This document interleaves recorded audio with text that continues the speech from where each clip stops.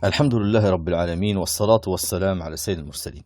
Allah dit dans le Coran قل إنما أنا بشر مثلكم يوحى إلي أنما إلهكم إله واحد فمن كان يرجو لقاء ربه فليعمل عملا صالحا ولا يشرك بعبادة ربه أحدا.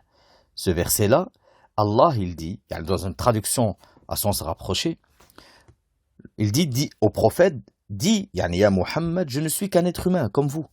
Il m'a été révélé que votre Dieu est un Dieu unique.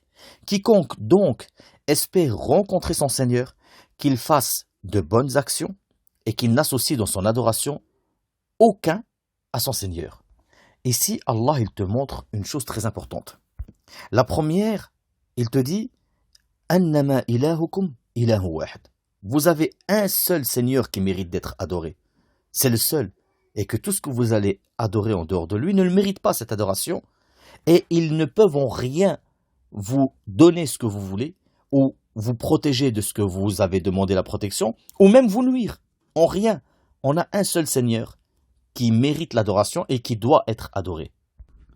Et puisque tu sais ça, il te donne la suite. Il te dit, vous savez que votre Seigneur est le seul Seigneur qui mérite l'adoration, eh bien, فَمَنْ كَانَ يَرْجُو لِقَاءَ رَبِّهِ, celui qui espère rencontrer son Seigneur, فَلْيَعْمَلْ عَمَلًا صَالِحًا, qu'il fasse un acte de bien. L'acte de bien, il a deux conditions.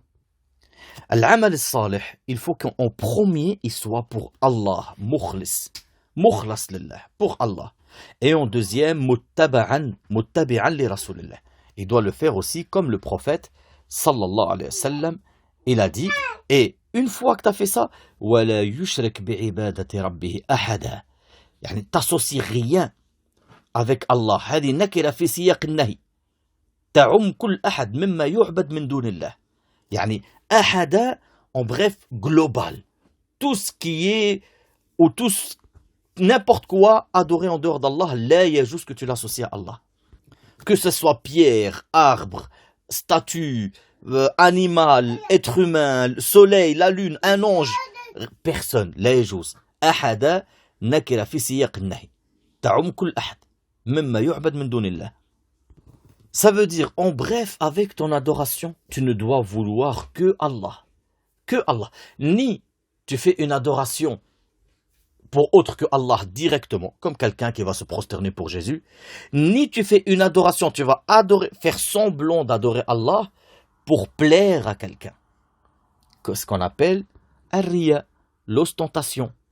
Quelqu'un qui va faire semblant de adorer Allah, comme faire la salat, ou faire le jeûne, ou faire la sadaqa, ou le hajj, parce que telle personne le voit, ou parce qu'il veut un statut, ou parce qu'il veut de l'argent. Eh bien, ça, c'est un shirk, c'est du shirk. L'ostentation, c'est du shirk. Et celui-là, il n'a pas fait l'amal salih, parce que l'amal salih, il doit être que pour Allah. Et cette personne, en quelque sorte, a pris un seigneur en dehors d'Allah, parce qu'il a fait son adoration, parce qu'il attend une rétribution par autre que Allah. Et c'est ce qu'on appelle l'ostentation. D'ailleurs, cette ostentation, pourquoi on l'appelle riya? Ça vient du mot yara, le fait de voir. Il fait quelque chose pour qu'on le voit. C'est pour ça qu'on appelle ça ar-riya. On dit par exemple en arabe fa'ala dhalika ri'a an-nas. Ça veut dire il a fait ça pour que les gens le voient. Et c'est pour ça ar-riya huwa an yaf'al shay'an liyarahu an-nas. Il fait quelque chose pour que les gens le voient. Les ulama, ils ont dit dans la langue arabe, c'est quoi ar-riya? Ils ont dit huwa dhuhur al-amal as-salih ala khilaf ma yubtan ou idhar khilaf ma fi al-batin. Ça veut dire il fait un acte de bien devant les gens alors qu'à l'intérieur de lui, c'est pas pour Allah qu'il le fait. Il a des autres intentions à l'intérieur de lui, l'argent, la réputation, une utilité dunyaouïa, mais il fait l'acte de bien, d'adoration pour arriver à ses fins dunyaouïa, en bref. Il montre le bien et il cache le mal. Donc, je vais te donner un exemple pour que tu comprends le sens dans la langue arabe de riya. Si tu vois quelqu'un que tu détestes, tu lui souris et tu lui parles bien. Ah, masha'Allah, tu nous as manqué, etc. Alors que toi, tu le détestes. Carrément, tu espérais que tu ne le vois pas ou qu'il lui arrive un malheur pour que tu ne le vois pas. Là, on peut dire ra'aytahu. Dans la langue arabe, ra'aytahu. Parce que, comme ils ont dit les ulama, azharta lahu khilaf ma fi batinik. Tu lui as montré ce qu'il y a Tu lui as montré une image qui est complètement le contraire à l'intérieur de ton cœur. Alors on peut dire, tu as fait quelque chose, tu as montré quelque chose que à l'intérieur de toi, c'est le contraire. Mais dans la charia, c'est pas pareil. التعريف الشرعي أو الاصطلاحي العلماء ont dit هو إظهار العمل الصالح أمام الناس بقصد طلب مدحهم أو أن يذكره الناس بخير.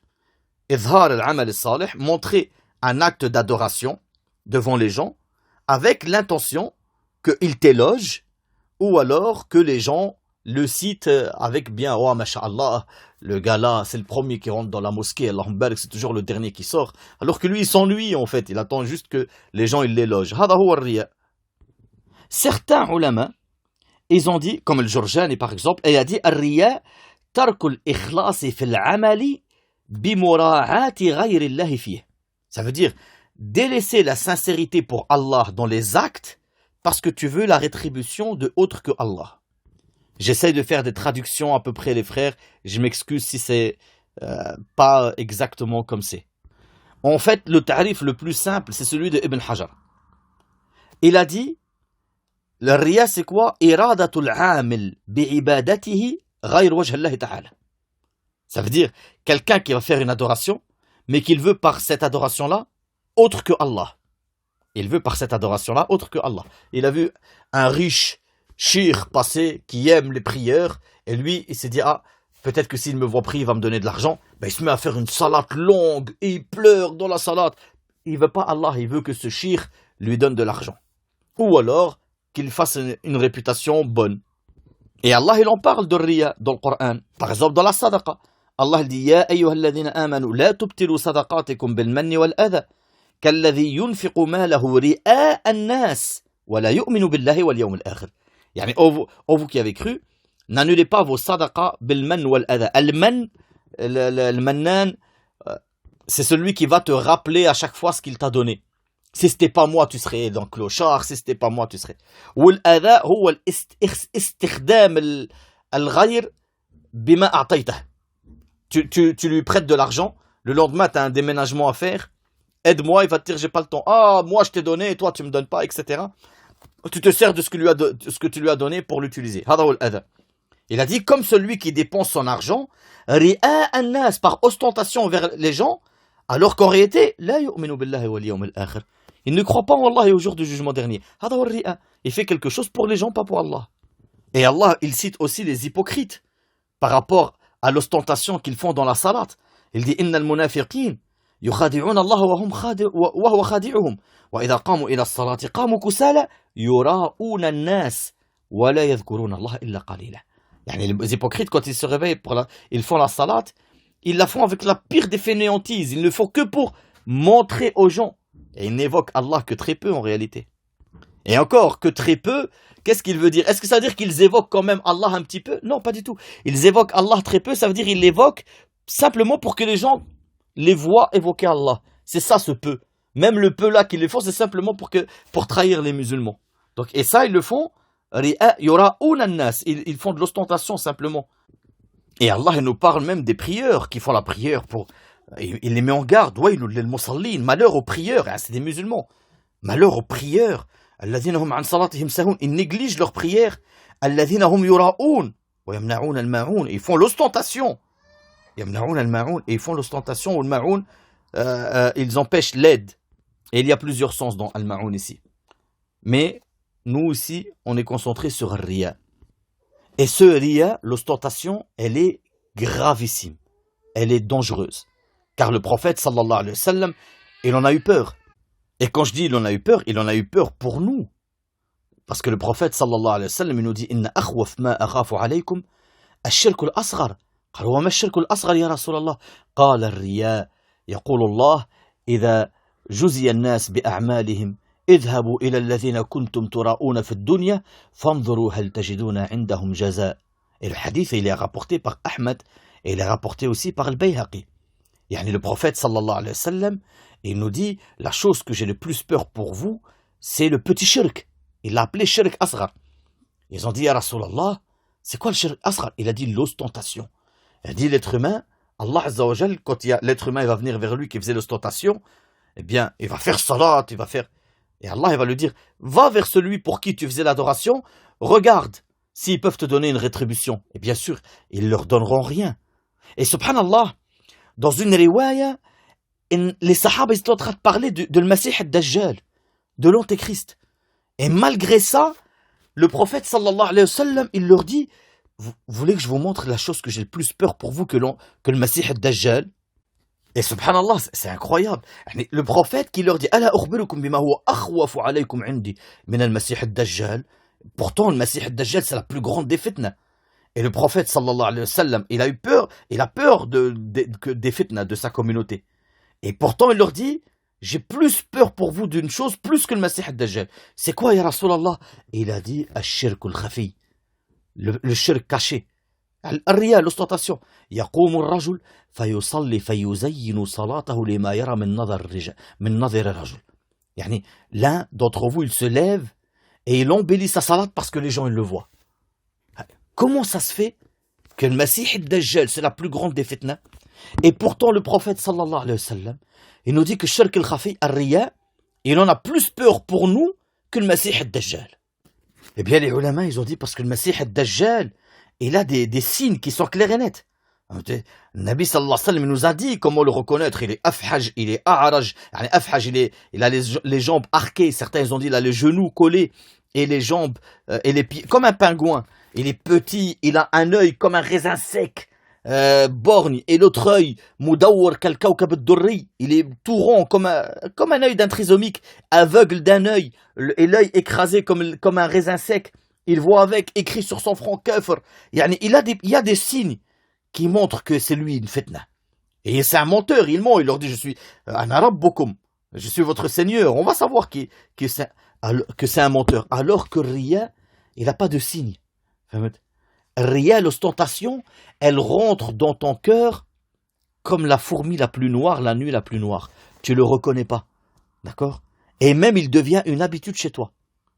Et pire que ça, tu vas l'aimer.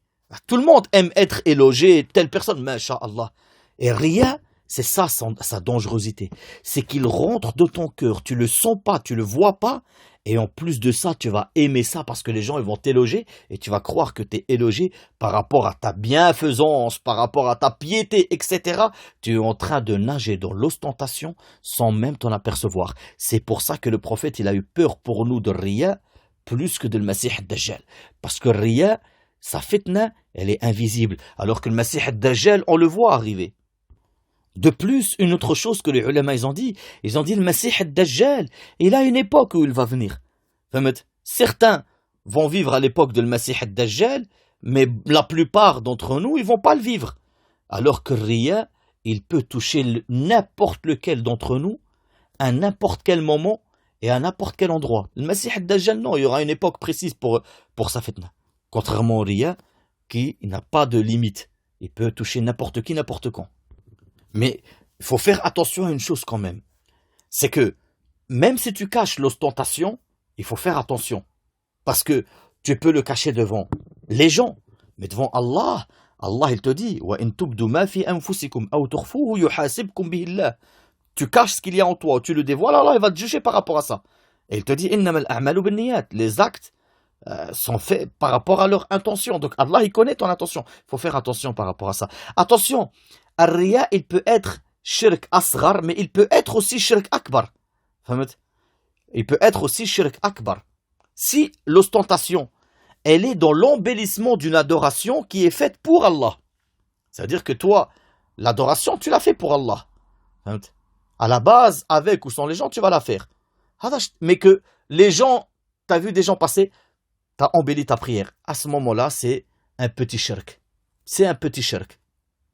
Il y a une divergence entre les ulama par rapport à la prière, par exemple. Imagine, tu es en train de faire la prière. Pour Allah. Quelqu'un y rentre et tu te mets à l'embellir. Tu commences à l'embellir pour la 2e et 3e raka'a, par exemple. Est-ce que ça annule la prière ou pas? Certains ulama, ils ont dit oui, ça annule la prière. Certains ulama, ils ont dit non. Parce que l'asl de l'adoration, la base de l'adoration, tu l'as fait pour Allah. Et c'est l'embellissement qui est annulé, tu en as le péché, mais ça n'annule pas l'adoration. Donc il y a une divergence par rapport aux ulama sur ça. Maintenant, si la base de l'adoration, l'asl de l'adoration, tu l'as fait pour autre que Allah. C'est-à-dire, toi, tu fais pas salat à la base. Tu fais pas salat. Ah, il y a un shir, il est riche, peut-être s'il me voit faire la prière, eh bien, il va me donner de l'argent, et là, tu fais salat que pour lui, il te voit. Mais toi, à la base, tu fais pas salat. Là, c'est plus un petit shirk, c'est un grand shirk. Là, ça devient un grand shirk. Parce que la base de l'adoration, tu l'as pas fait pour Allah, tu l'as fait pour lui. Donc, attention par rapport à ça. Et en plus de ça, Riya, il a des effets néfastes. Wallahi, ici-bas et dans l'au-delà. Subhanallah, automatiquement, dès qu'on parle de Riya, on va te parler des 3 premiers qui vont être jugés devant Allah. Le Nabi sallallahu alayhi wa sallam, il nous dit أول الناس يقضى يوم القيامة عليه رجل استشهد. C'est-à-dire un mujahid, il a fait, et il est mort, fi sabilillah. On le ramène, Allah lui montre les ni'mas qu'il lui a donné, et il lui dit فما عملت فيها, qu'est-ce que tu as fait de toutes ces ni'mas, etc. Je t'ai mis avec guerrier pour din, je t'ai ouvert la porte de djihad, etc. Qu'est-ce que tu en as fait? Il va dire, cet homme-là, Ya Allah, qataltu fika hatta stushhid. J'ai combattu pour toi jusqu'à ce que je suis mort shahid. Allah, il va lui dire, kadhabt, tu mens. Walakinnaka qatalta li an yuqal fulan jari. T'as combattu pour qu'on dise telle personne, il est courageux. Faqat qil. Et on a dit sur toi, ici-bas. Thumma umira bihi, fasuhiba ala wajhi hatta ulqiya fi an-nar. Allah va ordonner qu'il soit arraché par son visage jusqu'à être jeté en enfer. Et ensuite, un savant, il a appris la science, il a lu le Coran, Allah il le ramène, fa'arrafahu ni'amahu. Je t'ai enseigné le Coran, je t'ai enseigné l'ilm, qu'est-ce que tu en as fait? Il va dire cet homme-là, Ya Allah, ta'allamtu l'ilma wa 'allamtu wa qara'tu fika al-Coran. Ya Allah, j'ai appris la science et je l'ai enseigné et j'ai lu le Coran pour toi, je l'ai enseigné aux gens. Allah va lui dire, kadhabt, tu mens. Walakinnaka ta'allamta liyuqal 'alim wa qara'ta al-Coran liyuqal huwa qari'. Faqat qil. Tu mens, t'as appris la science pour qu'on dise de toi t'es un savant. Et t'as lu le Coran pour qu'on dise de toi, masha'Allah, c'est un lecteur, un récitateur. Et on a dit sur toi, petite parenthèse, ça c'est un dalil clair et net parce qu'Allah lui dit faqat qil. Thumma umira bihi fasuhiba ala wajhi hatta ulqiya fi an-nar. Ensuite Allah va ordonner qu'il soit arraché par son visage et tiré en enfer. Il lui dit faqat qil, ça veut dire qu'aujourd'hui même, il y a des savants qui ne veulent pas Allah. Car Allah lui dit faqat qil, ça veut dire on a dit sur toi que tu es un savant. Et il a la science, il connaît le Coran, mais il ne veut pas le visage d'Allah. Il veut la réputation, il veut l'argent. Et tu les vois en général, tu les reconnais. Quand tu regardes dans leur vie personnelle, a'udhu billah minash shaitan ar-rajim, des vrais shaitans. Mais devant les gens, des ulama, rutra, imam, qamis, carrément, ils te voient le moindre petit truc que tu fais, ils te tombent dessus comme une épée. Tout ça pour essayer d'aveugler les gens sur sa réalité à lui. Et il lui dit, Allah faqat qil. On a dit sur toi, t'es un savant. On a dit sur toi, t'es un récitateur. Et ça prouve qu'il y a des savants aujourd'hui qui ne veulent pas le visage d'Allah, qui veulent simplement en réalité la réputation, l'argent, etc., qui font par ostentation. Qu'ils ont appris le Coran par ostentation et appris la science par ostentation et n'auront comme rétribution que l'enfer. Et le troisième, un homme que Allah lui a élargi le rizq. Il lui a donné de l'argent, etc. Et Allah va lui dire, qu'est-ce que tu en as fait? Il a dit, ma taraktu min sabil, tuhibbu an yunfaq fiha, illa anfaqtu fiha lak. Ya Allah, il n'y a pas un chemin, tu aimes qu'on dépense pour lui, sans que j'ai dépensé. Allah va lui dire, kadhab, tu mens. Walakinnaka fa'alta liyuqal huwa jawad. Faqat qil. Tu as fait pour qu'on dise tu es clément, tu es miséricordieux. On a dit sur toi, thumma umira bihi fasuhiba ala wajhi hatta ulqiya fi an-nar. Allah ordonnera qu'il soit tiré par son visage jusqu'à être jeté en enfer. Ça veut dire, rends-toi compte que ici, un homme est mort, fi sabilillah, mais il a voulu par là les gens et pas Allah, il sera tiré en enfer. Un homme a appris le Coran, un homme a lu le Coran, a appris le ilm, et il ne l'a pas fait pour Allah, il l'a fait par ostentation, sa rétribution sera l'enfer. Et un homme a dépensé des fortunes en faisant croire que c'était pour Allah, alors qu'en réalité c'était simplement pour avoir un statut auprès des gens, et sa rétribution sera l'enfer. Voici la rétribution de l'ostentation. Il faut faire attention par rapport à ça. Et Allah, il te le confirme. Que tu fasses par l'ostentation, par le fait de montrer, ou même par le fait de faire entendre, tes bonnes actions, eh bien Allah va faire entendre tes mauvaises actions. Et il va montrer ta réalité nauséabonde aux gens.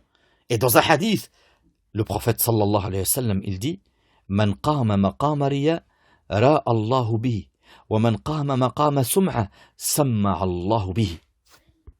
Ça veut dire, si tu fais l'ostentation, tu veux montrer tes bons actes aux gens, Allah va montrer tes mauvais actes. Tu veux faire entendre tes bons actes aux gens, Allah va faire entendre tes mauvais actes, tes péchés que tu caches. Et pire que ça, il va t'humilier. Car dans un hadith sahih, le prophète sallallahu alayhi wa sallam, il rajoute une chose qui est dangereuse pour celui qui fait l'ostentation. Car le prophète sallallahu alayhi wa sallam, il dit Man samma an-nas bi'amalihi, samma Allahu bihi sami' khalqihi wa sagharahu wa haqqarahu. Celui qui fait de l'ostentation, il veut montrer qu'il a fait des bonnes actions aux gens, etc. Alors qu'en réalité, il ne le fait pas pour Allah, il veut juste montrer aux gens. Allah va montrer, va divulguer ses secrets les plus néfastes, ses péchés aux gens, et il va le diminuer, le rabaisser, ça veut dire, et il va l'humilier. Pourquoi? Parce que il ment, il prétend quelque chose mensongèrement pour être élevé auprès des gens. Alors Allah ne va lui rajouter que de l'humiliation. D'ailleurs, dans Musnad Ahmad ibn Hanbal, le Nabi sallallahu alayhi wa sallam dit Man zahama shay kadhiban liyartafa bihi 'inda an-nas la yaziduhu Allahu illa dhullan. Celui qui prétend quelque chose mensongèrement pour être élevé auprès des gens, Allah ne lui rajoutera que de l'humiliation. Par conséquent, il faut faire attention par rapport à cette ostentation. Attention, en résumé de la chose, tu fais de l'ostentation, Allah t'abandonne à ce que tu as fait. Parce que tu ne l'as pas fait pour lui. Allah va t'abandonner à ce que tu as associé en dehors de lui. D'ailleurs, il te le dit dans un hadith qudsi. Il dit Azza wa Jal Ana aghna ash-shuraka 'an ash-shirk. Faman 'amila li 'amalan ashraka fihi ghayri, fa ana minhu bari, wa huwa lilladhi ashrak. Tu fais un acte d'adoration. Normalement, il est pour moi cet acte d'adoration. Mais tu m'associes quelqu'un ou quelque chose à mon acte. Tu le fais pour autre que moi. Eh bien, Allah il te dit, je me désavoue de toi. Subhanallah. Fa'ana minhu bari. Je me désavoue de lui. Wa huwa lilladhi ashrak. Et je l'abandonne à ce qu'il a associé. Rends-toi compte que Allah se désavoue de toi, le créateur du bonheur et du paradis, se désavoue de toi, et qu'il t'abandonne à quelqu'un qui ne peut ni te nuire, ni t'être utile en rien, ni ici-bas, ni dans l'au-delà. Rends-toi compte.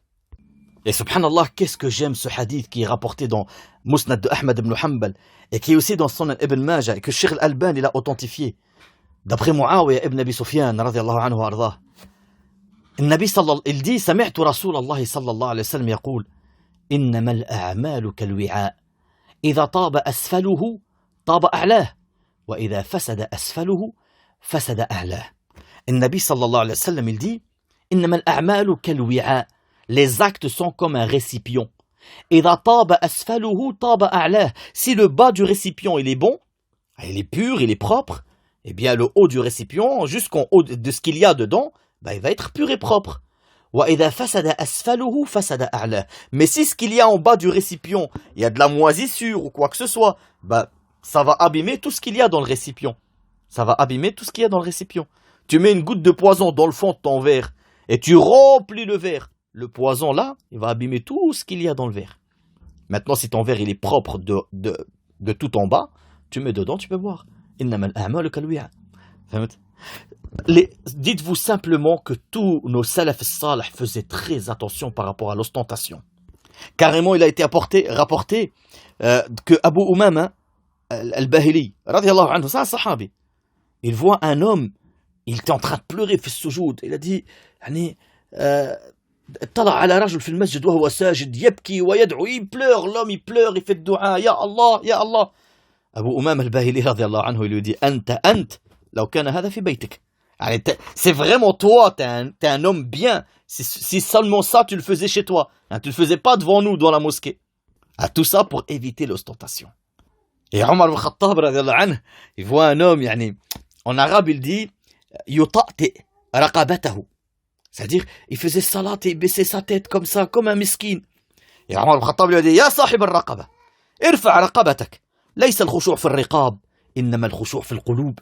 Il a dit, toi, le compagnon du cou, qu'il baisse son cou comme ça dans la salade pendant qu'il est debout comme un mesquin. Il lui dit, lève ta tête. Le khushu', il n'est pas dans le cou, dans le fait de baisser sa tête comme ça. Le khushu', il est dans le cœur. Résumé de la chose, méfiez-vous de l'ostentation. Je vais vous donner un simple conseil comment tu reconnais quelqu'un? Comment tu reconnais toi-même si tu es dans l'ostentation ou pas? Eh bien, il a été rapporté que Ali ibn Abi Talib, radiyallahu anhu ardah, il dit lil mura'i thalatha alamat. Celui qui fait l'ostentation, il y a 3 signes. Yaksal idha kana wahda. Yaksal idha kana wahda. Wa yanshat idha kana fi an-nas. Wa yazidu fi al-'amali idha uthniya alayhi. Wa yanqusu idha dhum. Ça veut dire, celui qui fait l'ostentation, comment tu le reconnais? 3 signes. S'il est tout seul, il fait plus d'adoration. Et c'est un gros fainéant. Tu le mets tout seul. La sœur, tu la sors de sa ville. Dans sa ville, les gens la connaissent, elle est voilée, etc. Elle sort de sa ville, limite, elle va enlever le voile. Plus de salade, plus de voile, elle craint pas Allah, rien. Le frère, les mosquées, devant da'wa, il change de ville, il est tout seul, a'oudhu billah, c'est une autre personne. Il met pas un pied dans la mosquée, il ouvre jamais le Coran, il ouvre pas le hadith, il évoque jamais Allah. Il est tout seul, il évoque plus Allah. Mais, wa yazid fil amal. Il a dit, wa yanshut. Yanshat idha kana fi nas. Mais dès qu'il est avec les gens, masha'Allah, tu vas le trouver, il lit le Coran, les hadiths, qala Allah, qala al-Rasul, khushu', qiyam al-layl, parce qu'il sait que les frères, ils dorment à côté. Fahmet? Yazid fil amal idha uthniya alayh. Dès qu'on lui fait ses éloges, il augmente les actes. Mais dès qu'il y a quelqu'un, il va dire, oh, ce gars-là, ça ne vaut rien, ou un truc comme ça, il fait plus rien. Parce qu'il n'a pas atteint son but, ça sert à rien. J'ai voulu les impressionner, ça marche pas, c'est bon, j'arrête de faire. Ça, c'est les signes de celui qui fait l'ostentation. Et subhanallah, qu'est-ce qu'il me plaît, l'histoire de Ayyub al-Sakhtayani, radiyallahu anhu ardah. On a rapporté sur lui, كان يقوم الليل كله فيخفي ذلك فإذا كان عند الصبح رفع صوته كأنه قام تلك الساعة. يعني أيوب السختياني رضي الله عنه وأرضاه, il faisait qiyam al-layl toute la nuit. Une fois que c'était un petit peu juste avant le fajr, il élevait sa voix comme pour bâiller ou un truc comme ça, pour faire croire qu'il venait de se réveiller, alors qu'il était en train de faire qiyam al-layl toute la nuit. Mais il faut faire attention, parce que le fait de aimer les éloges, etc., ça rentre dans le cœur très facilement. C'est pour ça qu'il a été rapporté que Youssef ibn al-Hussein, il disait A'azzu shay'in fi ad-dunya al-ikhlas. La chose la plus difficile, la plus forte, c'est la sincérité. C'est difficile d'être sincère. Il a dit Wa kam ajtahid fi isqat ar-riya' an qalbi faka'annahu yanbutu ala lawnin akhar. Il a dit combien je fais des efforts pour essayer d'enlever l'ostentation de mon cœur. À chaque fois que je l'enlève, comme s'il venait avec une autre couleur, une autre forme, etc. À chaque fois, il vient sous une forme différente. أسأل الله العظيم رب العرش العظيم أن يطهر قلوبنا من فسادها وأن يشفي قلوبنا من أمراضها. سبحانك اللهم وبحمدك أشهد أن لا إله إلا أنت أستغفرك وأتوب إليك.